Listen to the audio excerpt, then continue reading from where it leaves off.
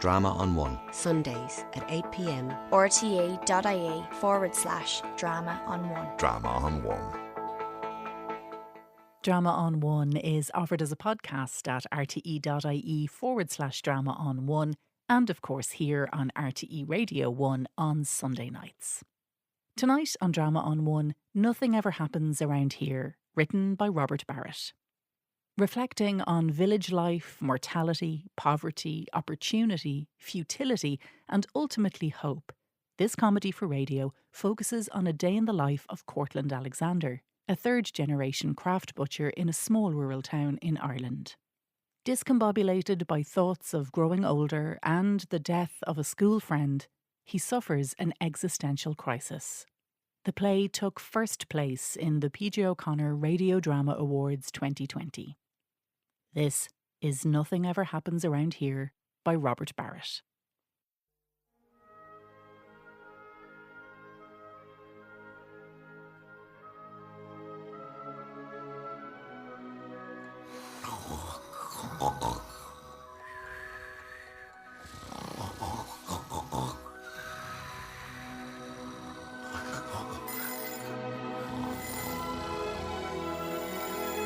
The little turquoise alarm clock goes off, as it does every morning of his get out of bed, good, better, best, never let it rest life. A large, liver-spotted hand swats the alarm clock to the floor. He groans, moans, grummocks his legs out from beneath the covers and plants his feet on the floor. His torso follows, some time after. He yawns. A jaw-breaking, acrobatic yawn in 3 parts. The first part, the opening. The second part, the quivering. The third... He draws his hand through what remains of his hair. A few gingery grey tufts each side of a smooth, eggish head. His wife lies in the bed they have shared for 37 journeys around the sun. Her family reared, her nest empty. This morning, she curls beneath the sheets with the iPad, pretending to sleep. Cortland stands up and takes a few stiff, barefoot steps towards the ensuite. He has the look of a man walking on hot coals. Once inside, he relieves himself of his burdens. A spluttery, ineffectual affair, some of which even makes it into the toilet. He flushes, washes his hands. Cortland regards himself in the mirror, feeling that somewhere between the previous night and this morning, and with no input from himself, he has become possessed of a malaise. It feels like a day when he could have one of his turns, and the thought concerns him. It appears he has aged overnight. His eyes, roomy. His crow's feet like the top of a well-opened bag of sweets. His neck, jowly. He narrows in on his eyebrows. Long, spiky hair grows from every direction, as if trying to escape. It's always the eyebrows, he thinks. He decides there and then to cut them, and his thick fingers fumble in the toothbrush cup for the little nail scissors he hides in there. Cortland! His wife Phyllis speaks. What? He snaps. Forget it, it's nothing. The morning has begun in anger. Outside, a dog is barking. I'm trying to get that stupid Mickey Mouse scissors out of the bottom of the toothbrush cup. That stray dog is barking again. I know the bloody dog is barking. No, I can't do this. It's not fair. Cortland, that stray dog is barking again. Yes, my love. No, too much. Cortland. Yeah? That Kelly woman is dead. You know, the one with the lazy eye. From out the road? Yeah, she's married to that English fella that came into the shop looking for Wagyu beef. What did she die of? According to this, she died of a Tuesday. Phyllis laughs. This is her favourite joke. Cortland rolls his eyes in the mirror. He gives up on the cutting of the eyebrow hair and switches to the easier job of shaving himself with his electric razor. Ah, Cortland! Cortland! You'll never guess who's dead.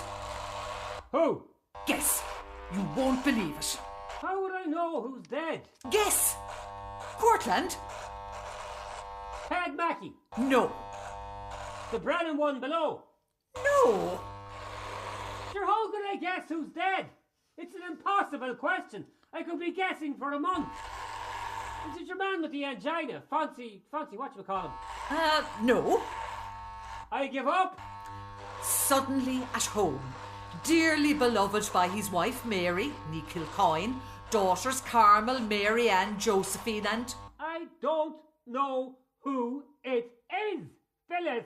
This could go on all day. Just tell him, Phyllis. Johnny Kenny of the 30 acres.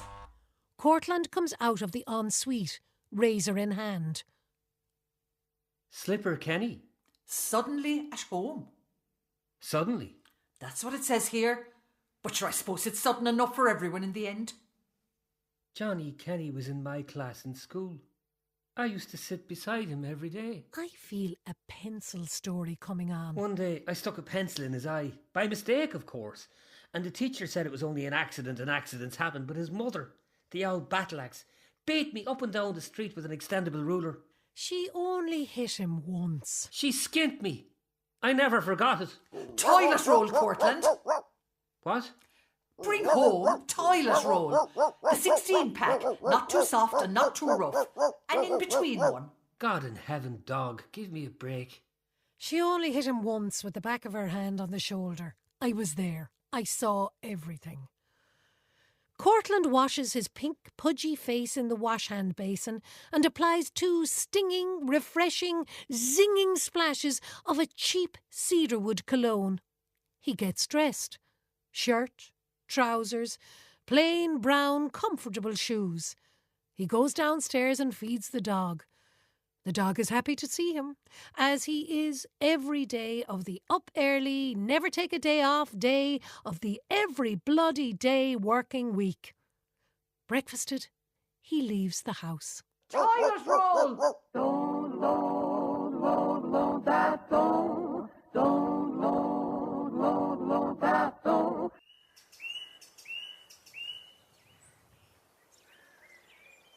People are waking, going to work in the sleepyhead, drizzly-faced little town of a small village, of a hamlet, of a crossroads, with 2 churches, 1 irreputable pub, 2 shops, a hairdresser's called Supercuts, with a K and a Z, 1 small greengrocer who only opens when he is sober, and 1 proper, up early, spick and span, lick and spittle, see yourself in the window glass, butcher's shop, called Cortland Alexander and Sons Victualler. Cortland Alexander closes the 2 squeaky, never gets a squirt of oil, shoemaker's child of a front gate and adjusts his cap. He has already forgotten the toilet roll. He looks both ways on the footpath, draws in a deep breath and begins the walk towards his butcher's shop.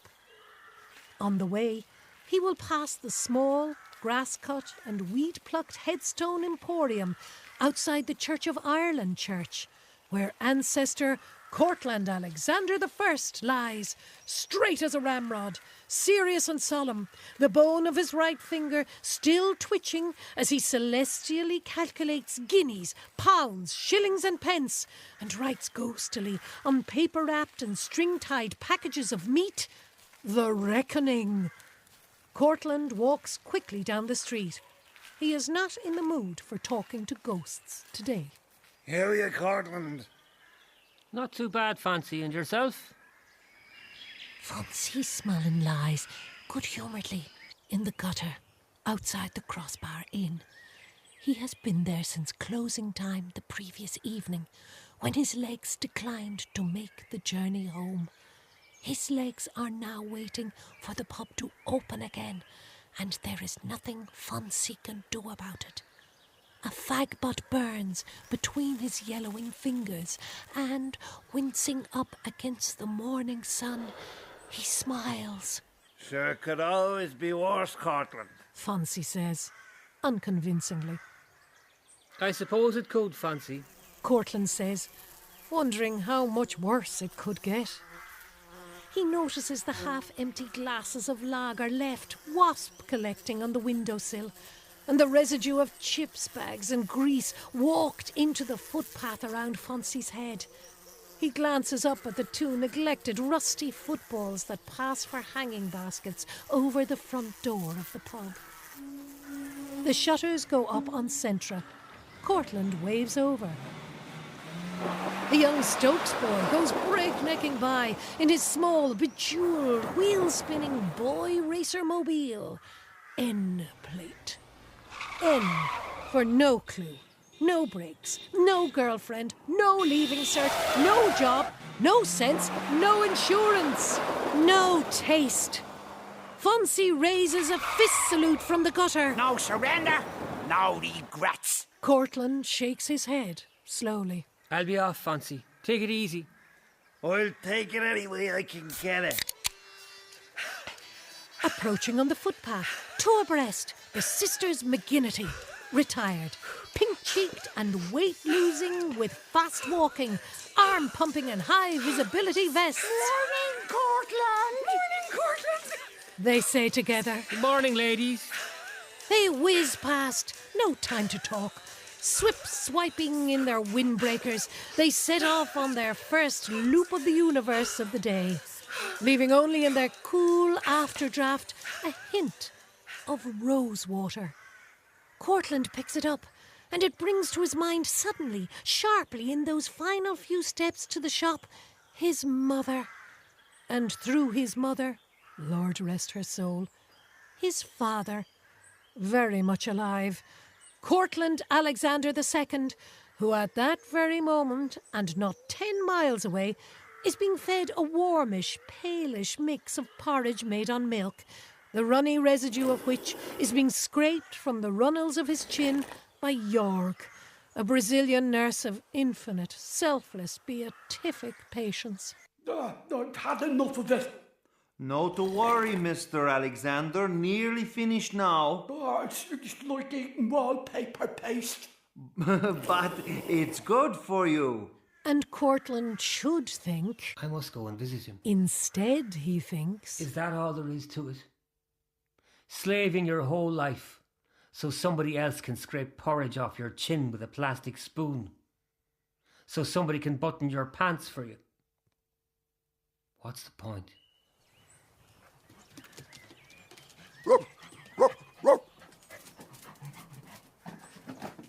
The three-legged stray dog, whom nobody owns, is at the shop door. He hobbles towards Cortland and lifts his sad-eyed, down on his luck, war veteran of a dog face. His tongue hangs out as if it is broken. He is salivating. You're some old cod you are, eh? Cortland opens the door of the shop. Are you there, Willie? I am, surely.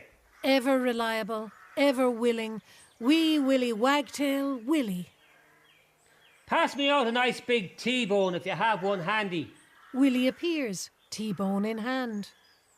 You're getting soft in your old age. I think I am, you know. Cortland puts the bone within three-legged dog's reach. The dog lies down to see it better, regards the bone, then lifts his head and winks at Cortland. Mr. Alexander. The dog would have said. Willie, the ever-willing wee Willie Winky of a butcher, having completed 32 years of a 55-year apprenticeship, has the display perfectly set out in his own ordered sausages, rashers, white and black pudding way.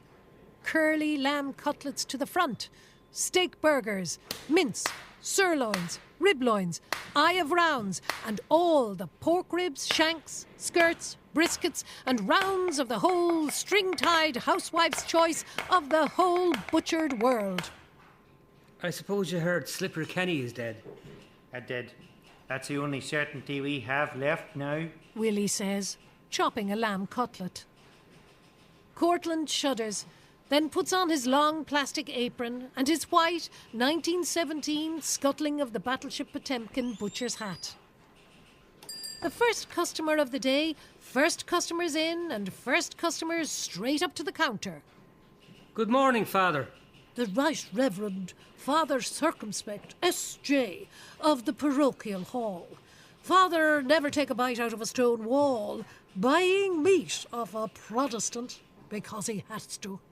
Late of the missions, now home to care for his greatly diminishing flock with his greatly diminishing interest.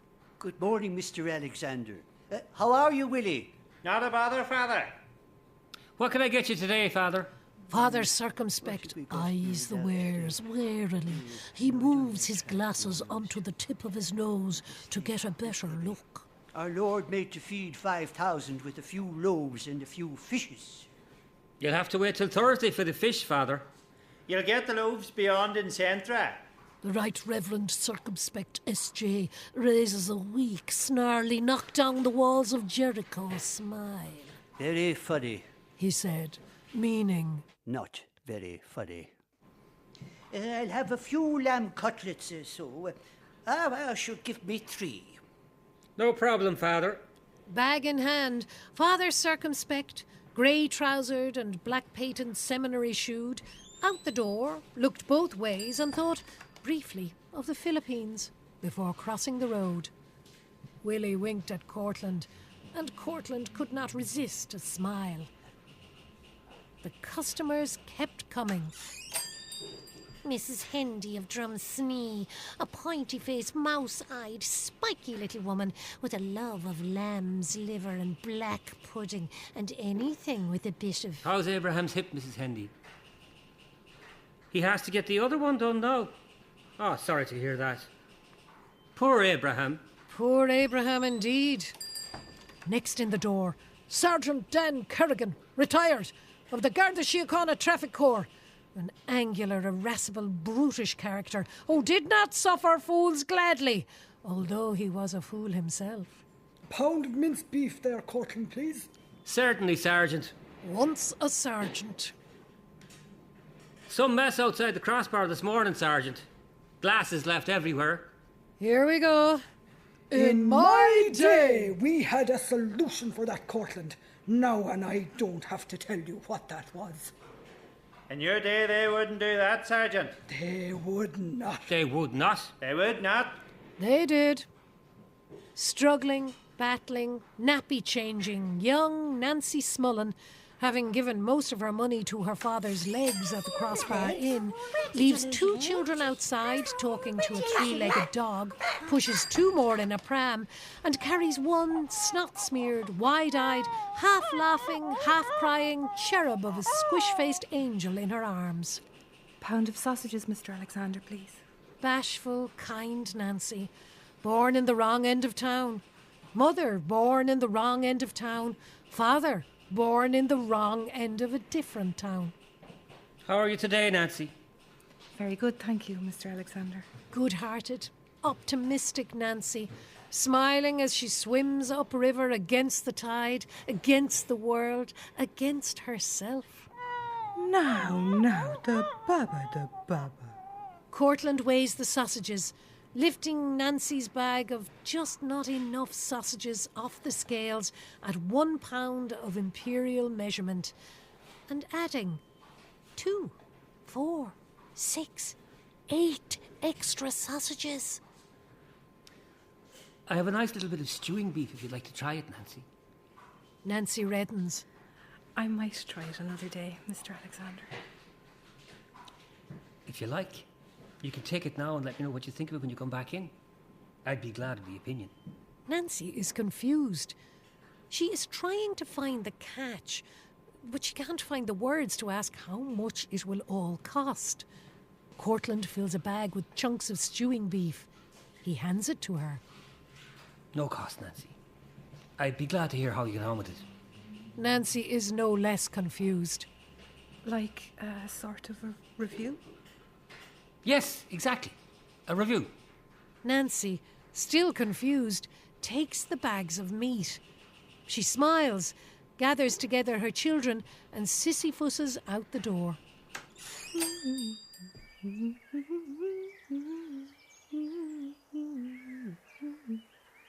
Humming a tune, she walks, pram pushes, and child drags her family uphill to the wrong end of town.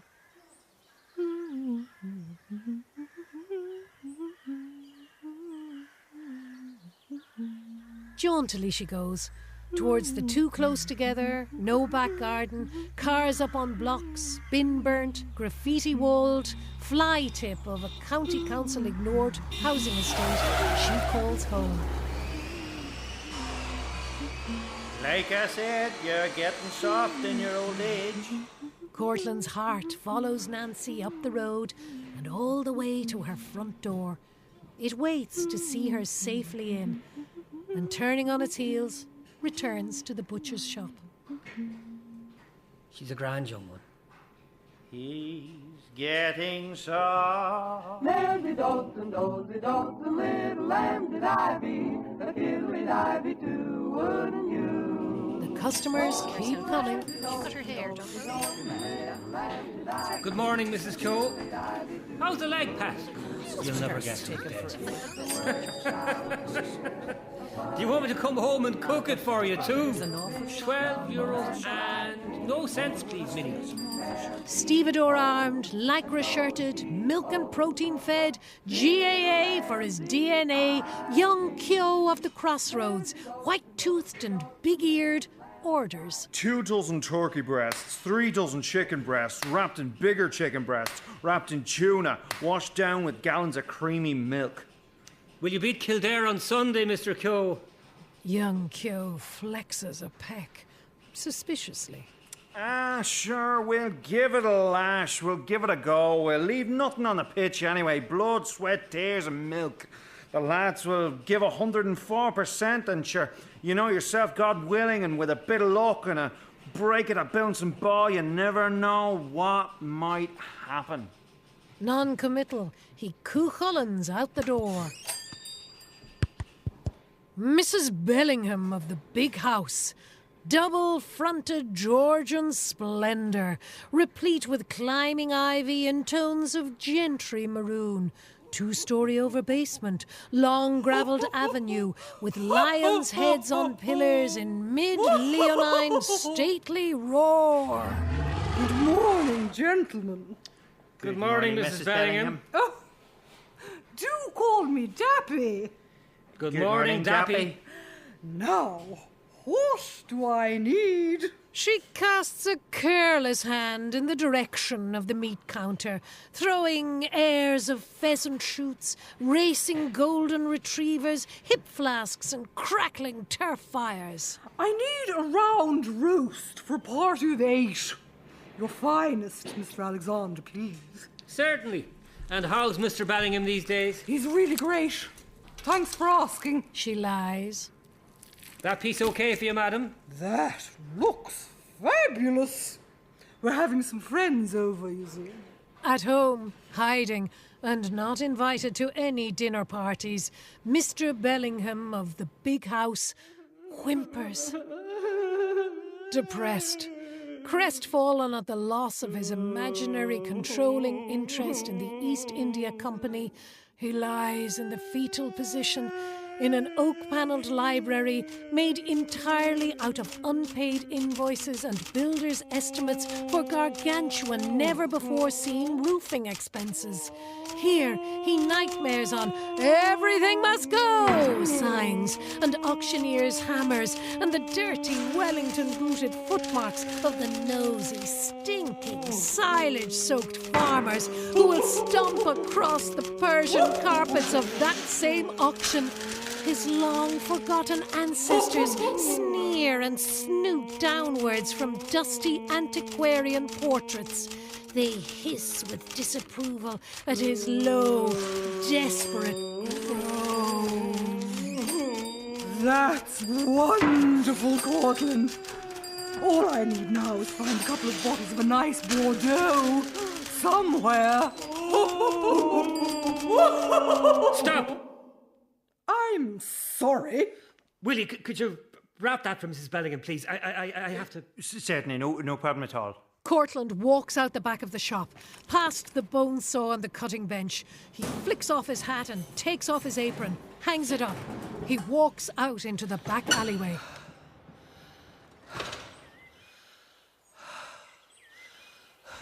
He takes a few deep breaths, leans with his back to the cold, bare wall at the back of the shop and tries to steady his breathing. His head spins. In front of him, the cold room door is open and a side of beef swings gently on a hook. You'll never guess who's dead. Have enough. That's the only certainty we have left. It's like a wallpaper paste. Sure, it could always be worse. Oh, you'll never guess who's dead. Sure, you'll never know what might happen. You'll never guess who's dead. You'll never guess who's dead. You'll never guess who's dead. You'll never guess who's dead. You'll never guess who's dead. You'll never guess who's dead. You'll never Never guess who's dead. No! Is everything all right, Cortland? I need to breathe, Willie. Can't you see? I need to breathe. Grand job, so. He walks down the narrow alley at the back of the shop. A pen of fat lambs watching him from the back of the abattoir, bleating softly. Cortland leans his hands on the bars of the pen, and the sheep, unperturbed, look up at him. Glassy-eyed, he feels a deep weight on his heart. So much so that he reaches the heel of his hand to his sternum and presses it there. Surely not, he thinks. Surely not. The weight lifts. He catches his breath. And standing there, looking into the pen of lambs, the thought, briefly expressed, trains through his mind to let them out. Cortland checks himself. And then he does. Let them out. Go on! Whoosh! Out you get! Here! Whoosh! The sheep come out of the pen in jumps and spurts, confused, excited. They turn down the alleyway towards the bottom of the street. Go on! Get on! As luck would have it, the gate onto the street is open and away they go. Oh, where are you going? The sisters McGinnity, returning from their first lap of the Milky Way, step out into the street and attempt to stop the lambs. Arms outstretched like young, excited goalkeepers, they whoosh and holler. Let them through! Go on! Yep! Yep! The three-legged dog, sensing a paying job, hops, bounces and limps into action. Where are you going with that? Are you going? This way! Cortland shouts, choosing the same direction as the three-legged dog. The lambs, Cortland and the three-legged dog trot down the town and out the road past the school playground, where it appears the teachers are trying to regain control after break time. A wide-eyed, ginger-haired girl presses her face against the chain-link fence, ignoring the bell. She reaches her small, pale hand through one square of the fence and turns it slowly to reveal a thumbs-up sign. Cortland returns a thumbs up. The three-legged dog barks.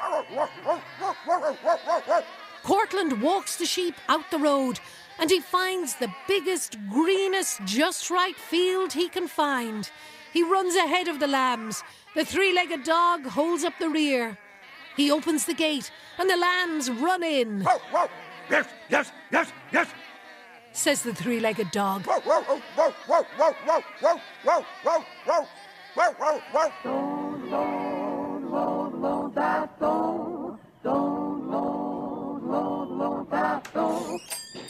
Willie looks at the door, half expects, half hopes, half dream wishes it to be Cortland, returned, ready to bring everything back to the way it was. It is not Cortland. It is Maggie, one of two competing town gossips. She being the more enthusiastic of the two, and often using the technique of repeating your own words back to you, in the hope that you may clarify those words, and in doing so, reveal more juicy, succulent, medium rare information. She hound dogs in the door. Good afternoon, Mrs. Good afternoon, Willie. Is Mr. Alexander around?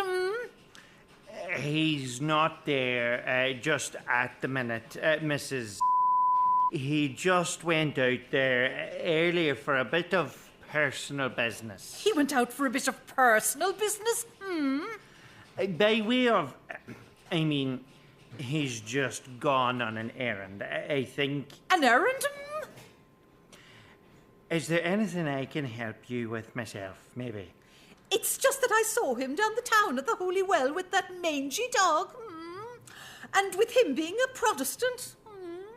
I mean, not that a Protestant couldn't go to a Holy Well, but it was that him and the dog were drinking water out of Mr. Alexander's hands. I think it's hard for the dog to do that on his own, him having only the 3 legs. Willie smirked. Mrs. peeled a thin serial killer's smile.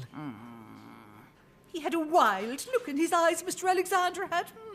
And I thought he looked a bit peaky myself, and he wouldn't be what you might call a peaky man.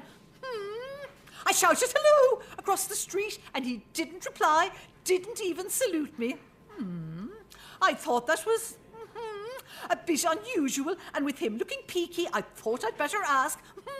Not that it's anybody's business. I just thought I should ask if he'd got a shock or something. Willie poker eyes Mrs. across the counter. Slowly, reluctantly, she folds. Can I get you something? I'll have a small bit of round steak mince. £1? Less. There's only the 2 of us now, and Frank's appetite wouldn't be great. Diverticulitis, you know. Willie screwed up his face in the appropriate response and filled half a bag of round steak mince. When the Gestapo leaves, he tries Cortland's mobile. It rings beside the cash register. Willie, let down the shutter. Mr. Alexander? Let down the shutter and come out here. Willie does as he is told. Cortland is standing to attention. Take off your cap, Willie, quick. Is everything okay? We need to make some changes. Changes? Not now, Willie. Stand to attention.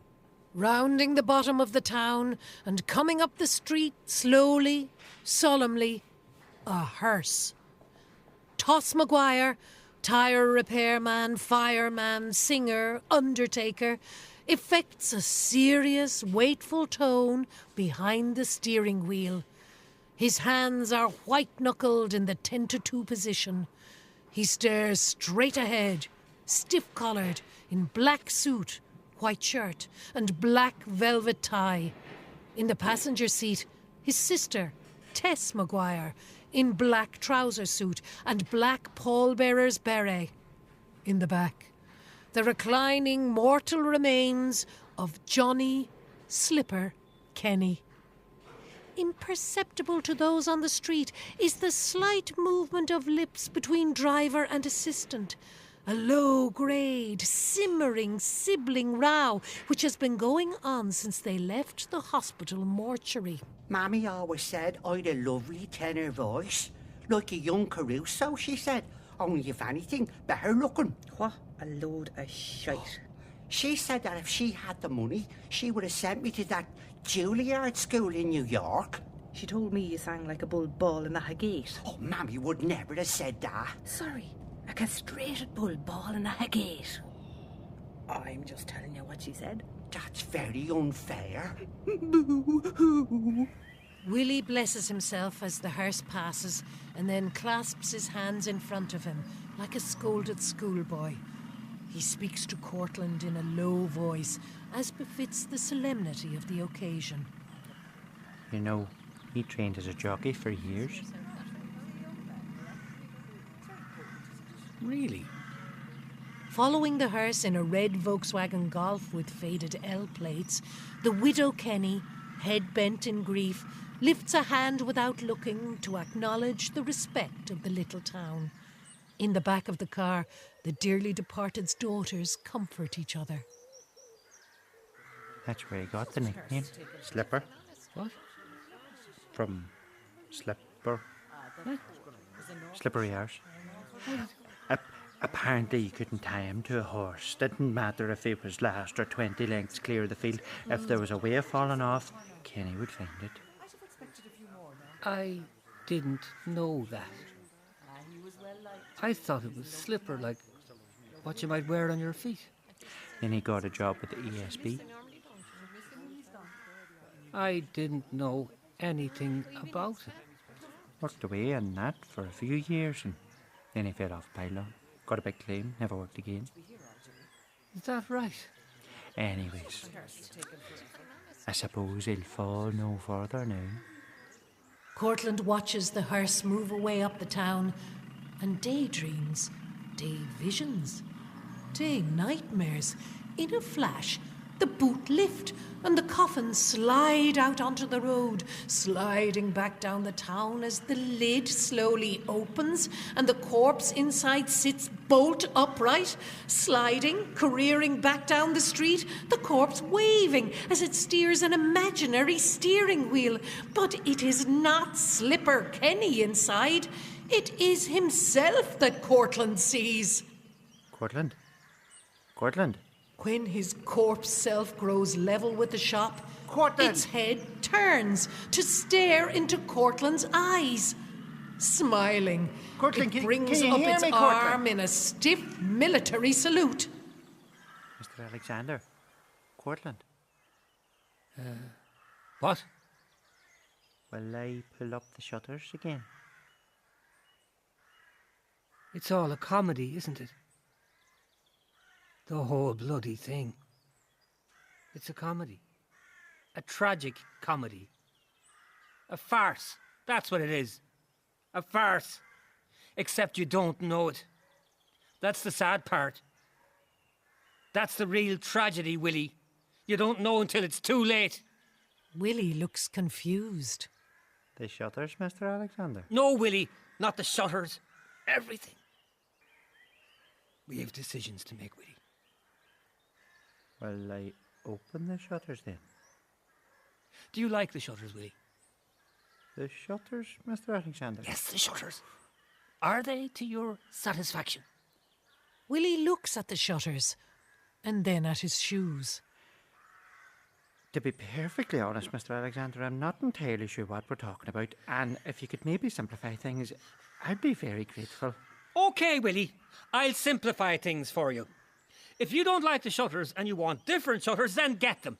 Or if you want French windows or plantation shutters from China that are orange with yellow spots, get them. OK, Mr. Alexander. Cortland reaches into his pocket and hands Willie the big bunch of keys.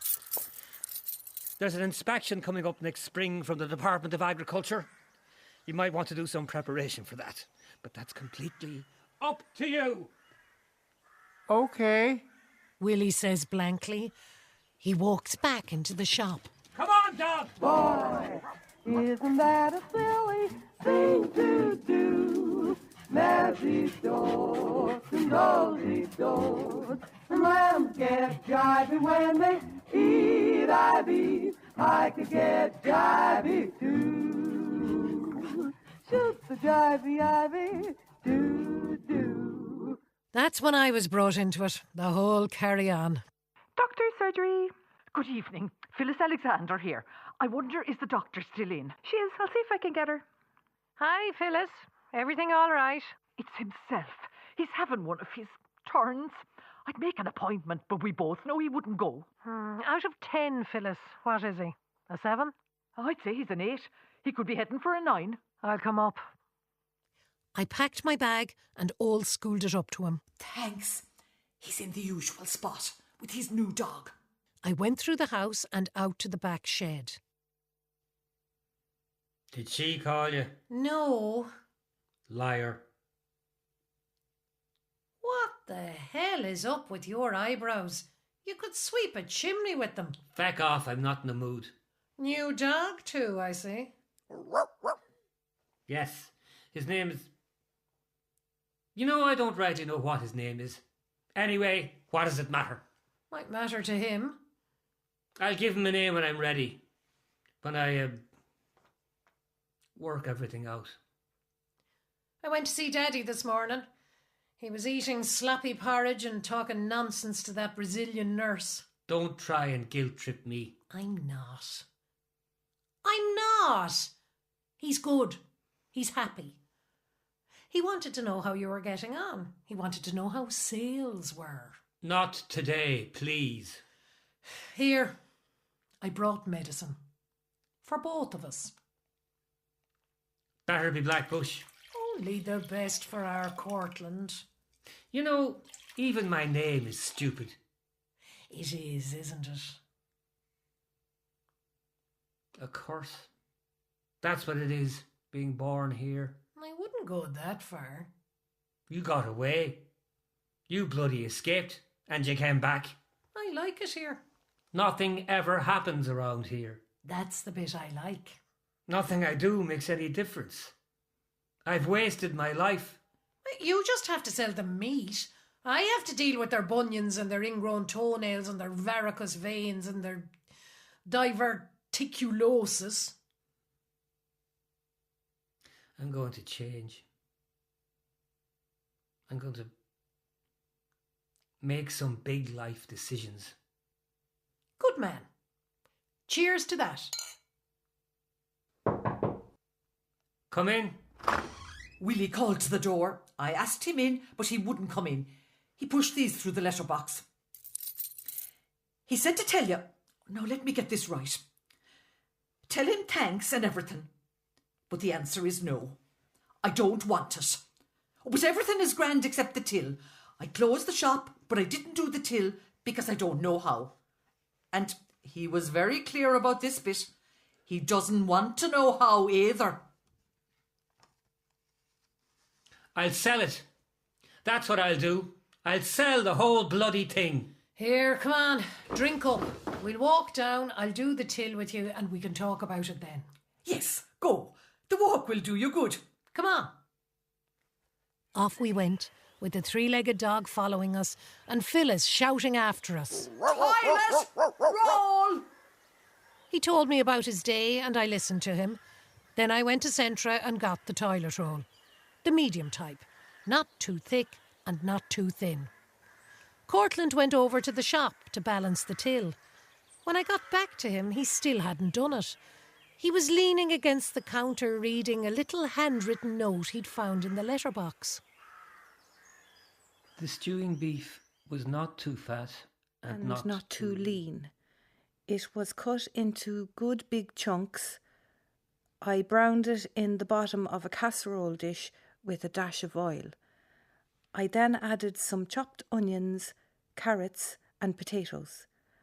I then mixed a stock cube in some water and added that to the casserole dish.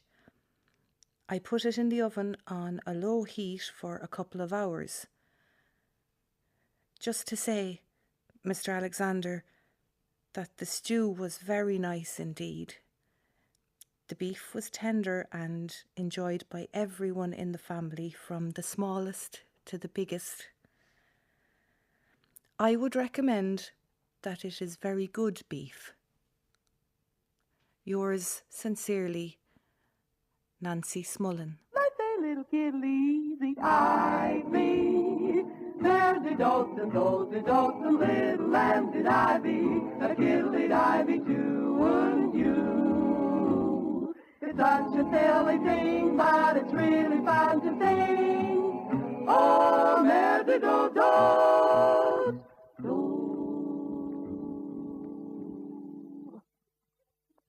And that was Nothing Ever Happens Around Here, written by Robert Barrett. The play took first place in the 2020 PJ O'Connor Radio Drama Awards. Pauline McLynn played the narrator. Frankie McCafferty played the part of Cortland Alexander. John D. Ruddy was Willie. Phyllis was played by Joan Sheehy. Joe Taylor was Father Circumspect. Noni Stapleton was Nancy Smullen. Other voices were played by members of the company. Sound design and sound supervision were by Gar Duffy, with thanks to Pather Kearney. Nothing Ever Happens Around Here by Robert Barrett was directed by Goretti Slavin. You can listen back to this and other dramas at rte.ie/drama on one. rte.ie/drama on one.